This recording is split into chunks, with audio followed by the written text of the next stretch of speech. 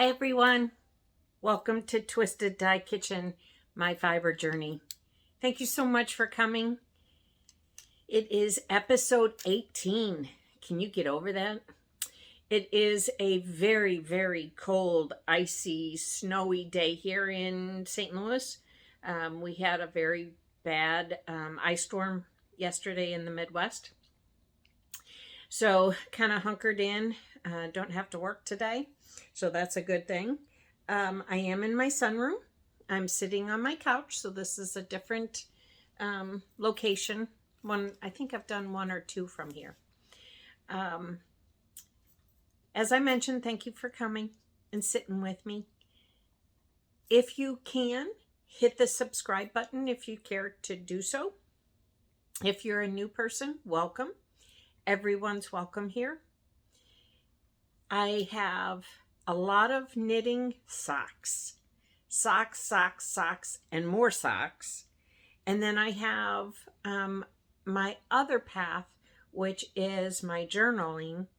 And I wanted to show you some of the stamps that I've been carving out and making into cards and making into stamps for my journal. So sit back, get your coffee, come and sit with me. Come on. I've got my coffee, and I actually have notes. Again, can you believe it? So I mentioned that this is episode 18, and I've got lots and lots of socks. And you're going to say, is this really Sherry? Are you really the same person? Because I'm not a sock knitter. I've always wanted to knit socks. I've always tried. I haven't succeeded. And I persevered. And I swore I was going to go ahead and try some socks and finish them.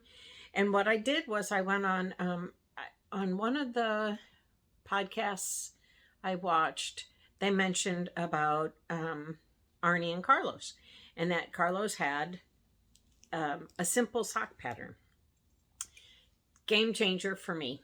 I was able to knit and complete 2 socks that look the same and actually fit the same for my husband. So I'm going to grab a drink and I'll show you. Ta-da! I have 2. They actually match and they actually fit. Can you get over it? I love it. I'm very, very happy. Very simple, obviously, very simple texture in the yarn. And I am going to go get some more. Look at that. Isn't that cool looking? That's the afterthought heel. So that's number 1. These are actually washed and blocked. I actually made my own sock blocker. My pal Dog from Zia Wools, she makes her own sock blockers. So I thought I'd give it a try also. From, very heavy gauge plastic. They're actually placemats that you can get at the dollar store. So I did that. That's for my husband. That's sock number 1. And Zia Wools, as I mentioned, here are my socks from her Christmas yarn. Love the socks. Love the material. I'm not a fan. And I guess with not knitting socks, there's a plethora, big word, huh? A plethora of toes, heels, cuffs, different designs. And right now I'm kind of going through all that to figure out what I like best, to figure out what fits my foot the best, different measurements, all that. So, but I love the yarn. It's Zia Wools. It was from her Christmas yarn from, I want to say, a couple years ago. And it came with a contrasting yarn to do cuff, heels, and toes. And I decided not to. I decided to just go ahead and do the whole entire sock. That way I feel like I can, it's not really Christmassy. So that way I felt like I can wear these all the time and not feel funny. Even though, who cares? The other, okay, you ready? I joined my wool mitten, as I mentioned to you before, that she is running a sock spin along, and it's from our hand spun yarn. So I had in my stash that I really wanted to use some Shetland wool. And I actually had 3 rovings, and each roving was a different color, all 4 ounces. Carrie from my wool mitten indicated that I needed, or we should have, 6 ounces, which would make sense. So I spun up my yarn. I blended 2 of the Shetland. One was a moret, which is a kind of like a heathered wool, and I could be saying this incorrectly. And then there was a dark brown. So here is the yarn in all its glory and imperfections, just so you know. So I have that, and I've learned so much from this spin along. And then here is my yarn for the contrasting heel, cuff, and toe, if I hopefully have enough. So I'm doing 2 at a time right now, and then when I get to the heel, I'll take one off, and then I'll put that on its own set of needles. But here's how it's coming out. I'm going to try and see if I can put this on. Can you see that? Pretty cool, huh? I am amazed on how nice these have turned out. These are going to be more house socks or my boots, because I do take my dog out quite a bit for every day, and no matter what kind of weather we have. I'm watching some deer. I'm facing the windows, and there's a herd of deer going up the hill foraging for food.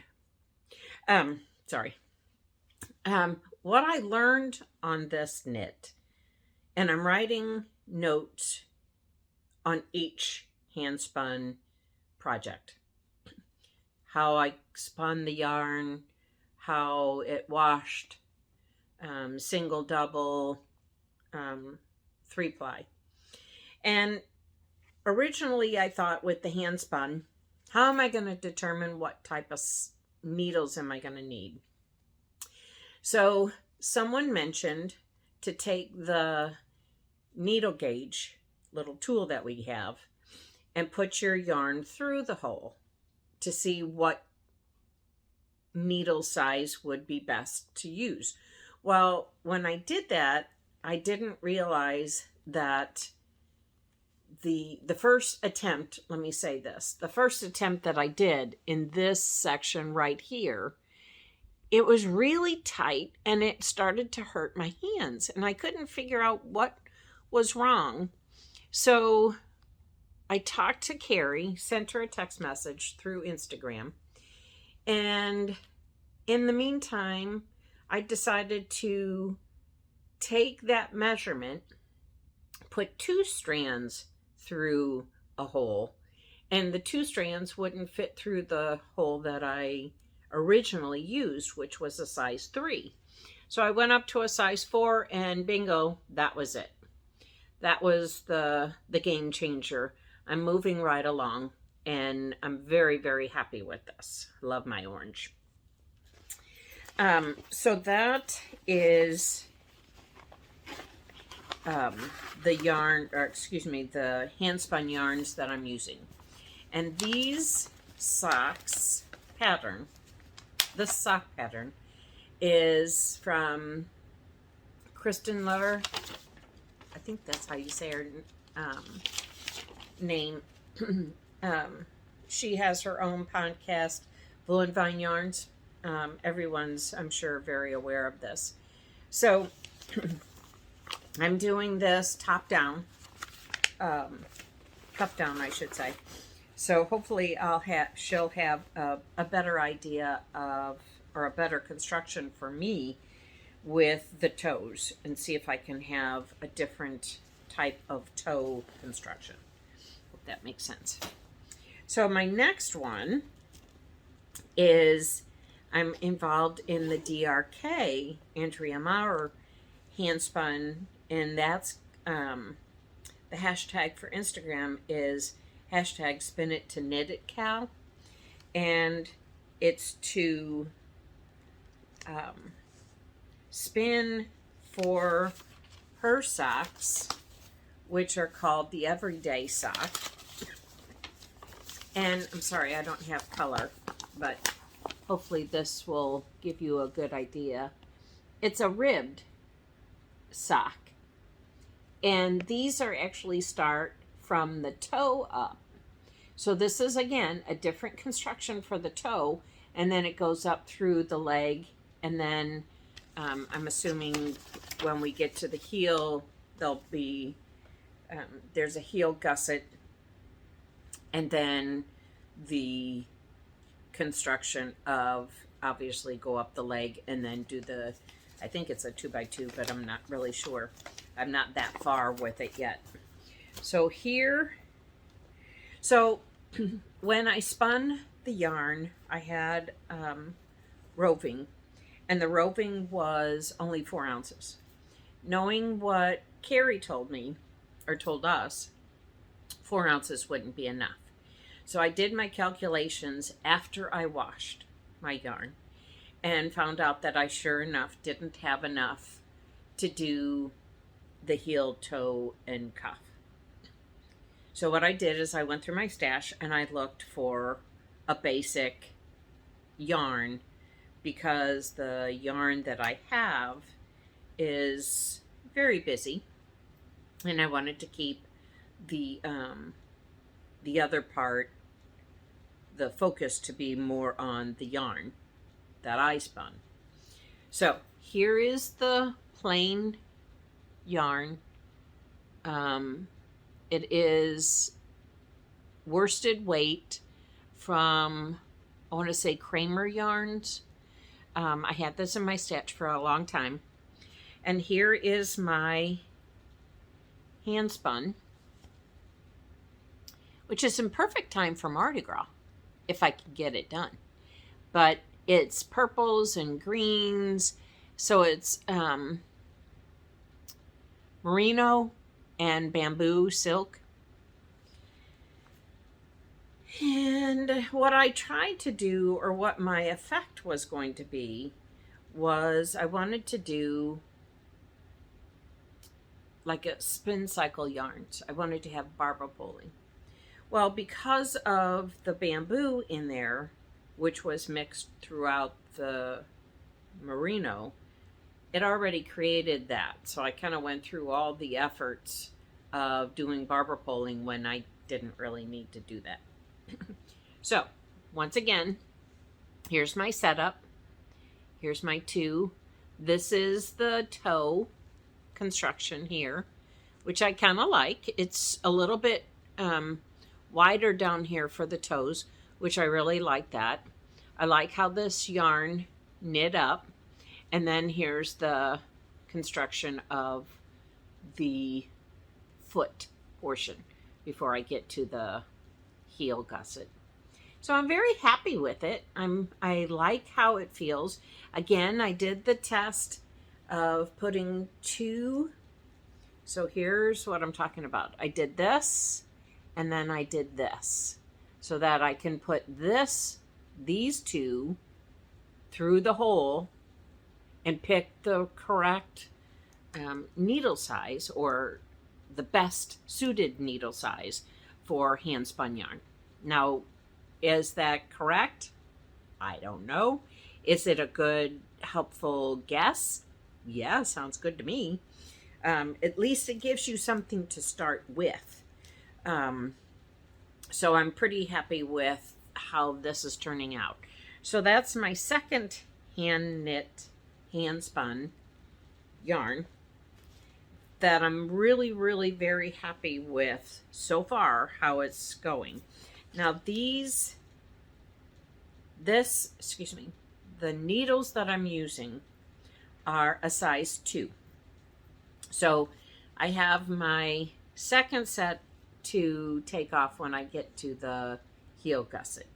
So that's, this way it goes quick for me. I don't have to measure, is the left foot or the right foot matching the other sock. This way I have it and they go simultaneously. So that helps me prevent from having weird measurements from one sock to the next. So that's helpful. At least for me it is. And then that's the other thing too. What method is best for each individual knitter to knit a pair of socks? And I'm testing all these options out.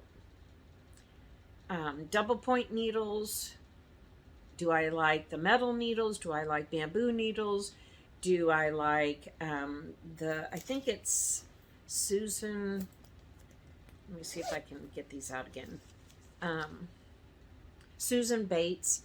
This one is almost like, they're called Quicksilver, and it's almost like they're made out of like a Teflon. And I really kind of like that.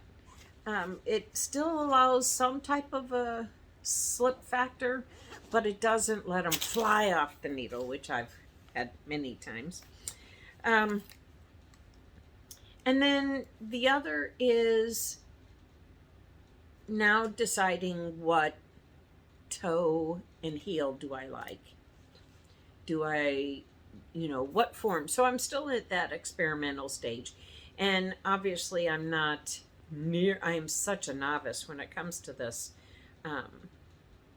knitting socks, and especially now adding the factor of hand spun yarn.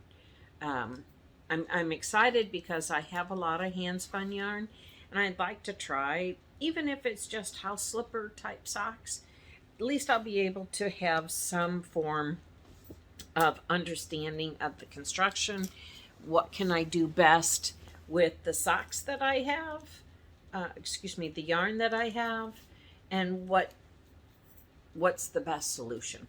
So I'm writing all my notes so that I can look back and say, yeah, I know I don't like that one, and this pair of needles weren't the best, and this might be a little bit better needle. So the only thing that I haven't tried, and I believe I have a pair, is the 9-inch shorties, where I see people using that.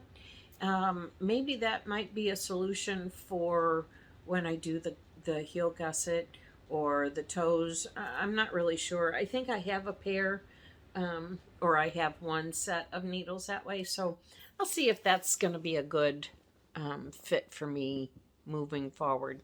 I just kind of wanted to show you, I do have my fancy sweater on. It was Valentine's Day on Monday, and I forgot to pull this out, but I thought for the podcast I'll do that. I got my little heart pin because I like it closed. I'm gonna show you in a full picture when I get to that point. Right now I don't want to mess up what I got on the couch.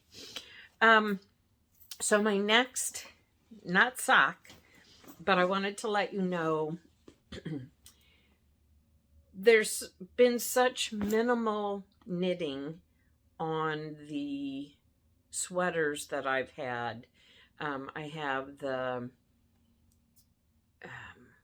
sweater that Joyce from Ruby Moss Cottage and I are knitting up together for our birthday sweaters. I think it's Richmond Hill sweater, where the sleeves have some color work on it and the body is plain. I've done minimal work to even show. I've done minimal work on my husband's sweater also, primarily because my focus was, I want to finish something, like everybody's saying, I want to finish something so I feel like I've accomplished something. So by having those 2 socks off my needles, I feel so much better, that my brain can absorb something to refocus on. But I did do a few more rows on my rug sweater, which I have something to show you now. So now this is the neck, and this is my color work. So I did the yellow, and then this is the yellow, the first white motif. So that's right about here. The next section is going to be more of the Aztec look, which I just really, really love. My thought process on the Aztec, which is right across the bust area, is, do I bring the yellow back in, or do I leave this yellow just at the top and the bottom, just to add a little bit of color focus, change to that. So let's see if I can see. Isn't that cool? And see, I'm pulling this off, and that's what I was afraid of. So I did do this. I did work on this, I should say. It goes rather quickly because it's bulky yarn. I do have it on a small circumference, so I'm going to have to get an enlarged line here. So, but I really like this. It's called Valley Yarns, and they're bulky, and so far I'm very happy with it. And that's really about the only type of sweater that I've been working on, which, it is what it is at that point. So I'm going to jump real quick into spinning, which I only have a small project on the go right now. And it's really, for the spinners out there, you're aware of the long draw method. I have some of my own carded wool bats that are pretty much my art yarn. So I'm going to pause this, and then I'm going to go to my spinning wheel, and I'm going to show you what I've been working on and show you what that bat looks like. So hold on. Don't go anywhere. Hello. So this is my Aura, my Masha Craft. And I'm performing a long draw from my art bat. And I'm not going to demonstrate this because I have to change the setup and everything. But I wanted to let you know that it's working out really well, and I'm really happy with it. I'm going to see if I can get this to go a little bit more. I don't think I can. To zoom in. Let me see if I can zoom in a little bit more on that yarn. Can you see it now? Hopefully. So this yarn is very soft. Again, my hand spun. And here's a strip of the art bat that I have. And here's an idea of, and I'm going to lay it across here, what my art bats look like. So they're very textured, full of all different kind of sparkles and textures and Angelina and all kinds of additives to my bat. Now, this is one bat, okay? I wanted to make sure that I had quite a bit of yardage for this. And then here's my second bat. Same colors, just one less with all the additives. There's no sparkle to it. There's no bamboo. There's no sari silk. Just all kinds of blended wool fibers. So I'm taking these, creating little strips, and I'll work on them separately by blending them. That way you don't have just one yarn that has all the sparkles in it, and then the other yarn has more of a plain look to it. I just wanted to blend it all together so that I can see how that would turn out. So as you can see, they do work well together. They do have fun. I'm sure that these will play well together and nicely together. As you can tell, this is yak and silk in this one. Oh, beautiful, beautiful. So it's very textured, very very warm and squishy. So I'm going to try to see what I can get with this. And at this point, I'm spinning as thin as I possibly can, which is not very much for me because I tend to be more of a bulky type spinner. But that's not too bad. That's not too shabby. So, but you got to remember, we all have to remember that when we wash it, that's when it changes. It's not yarn. Somebody told me it's not yarn until you wash it. So that's what I've got going on the wheel. Hi, I'm back again. So that's what I have on my wheel. I have some new yarns that I bought for my socks, but I'm not gonna show you that right now. I don't want to jump too far ahead that I'm not focused on what I'm doing right now. So what I'm going to talk to you about next is my journal, creating art for my journaling. And buying stamps from other people, it could get very expensive. And I'm not saying that I'm not going to be buying stamps, because it comes to a point it's like, I can't do certain stamps. But I am having fun making stamps. So I'm making cards. So I'll show you what I did for Valentine's Day for my son and my daughter. It's like the little cutie heart candies. And I sent that to him with a little box of candies. I also sent it to my pen pals and to a friend who is in North Carolina. And then I made this card for my sister and my husband.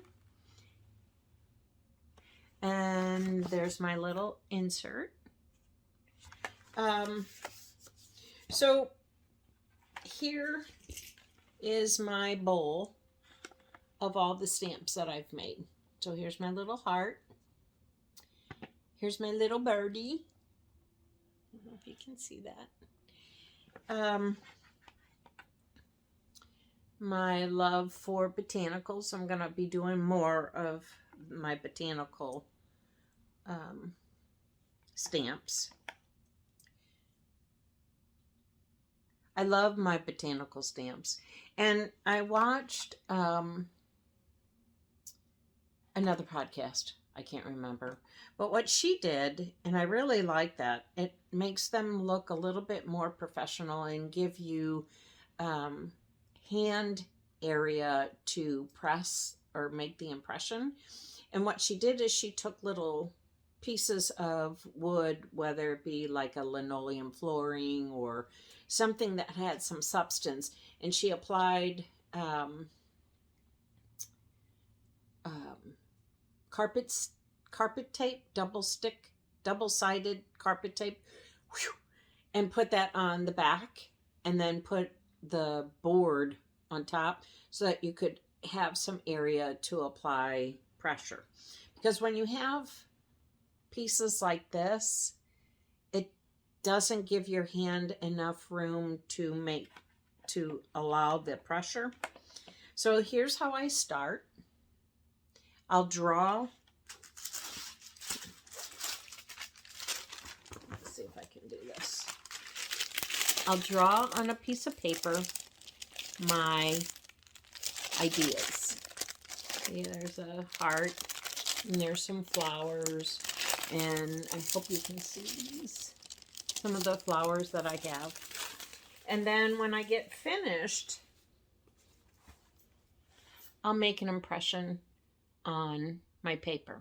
There's my little birdie. Isn't he cute? And then that's just applying a second impression on paper, just to remove some of the paint. And then here's my heart, which is right here. And there's some impressions there. Here are some of the botanicals that I've done. There's a little birdie right there. And that little birdie is right here. Isn't he cute? I just love it. Here is my newest flower, which I like that. I like to have them single. This you could see as a knitting, let's see if I can do that, there we go, as a knitting stitch, which also is right here. And I like this as an effect, but then knitters would see it as a knit stitch. So that's kind of cool. And then I have a couple of pen pals. So I created a little inkwell bottle. And then I created my fountain pen. And I did it separate because I wanted the handle to be a different color than the pen, and vice versa. That way, if I wanted to have an ink splatter, here's my little ink splatter on the paper. So I've been having fun. I've been planning and experimenting on my botanicals and my techniques. So this little botanical leaf is this guy. So what I'll do is I'll try different color techniques by adding 2 different colors from my stamps. Whether I'll add more yellow to the green or just apply it to the tips. And now I'm also finding through some of the classes that I've been attending. So here's what I was talking about. I can do the tips. Can you see that okay? The tips are one color and then the leaf body is another color. So that's all from the stamp, applying the color to different parts of the stamp. But what I've been finding is, through some of the classes that I've been going to, is there's a product called Scribble,